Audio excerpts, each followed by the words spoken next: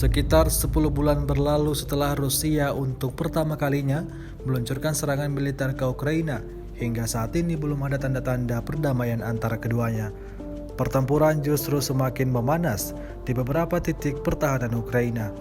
Seperti pada rekaman yang baru-baru ini ramai beredar di media sosial Telegram pada Rabu 7 Desember 2022, menunjukkan aksi penyerangan militer Rusia terhadap posisi militan Ukraina di arah Kupiansk. Tentara Rusia jatuhkan granat pada tempat persembunyian tentara Ukraina dengan bantuan quadrocopter. Tampak dalam rekaman serangan dilakukan sepanjang hari. Hingga video ini beredar, belum diketahui pasti ada berapa jumlah korban jiwa dalam insiden ini.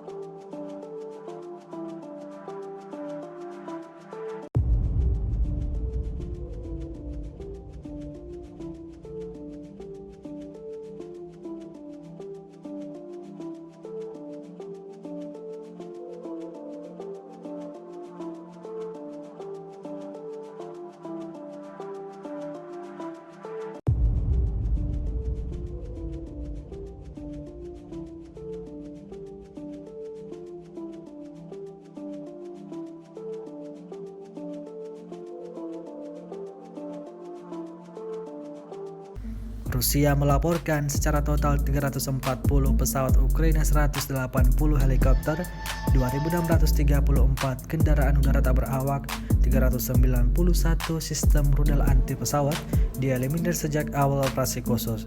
Sementara itu dari kubu Kiev, Kementerian Pertahanan Ukraina melaporkan 510 tentara Rusia dieliminir dalam sehari terakhir. Total 92.200 prajurit Rusia meninggal sejak awal konflik hingga hari ke-287.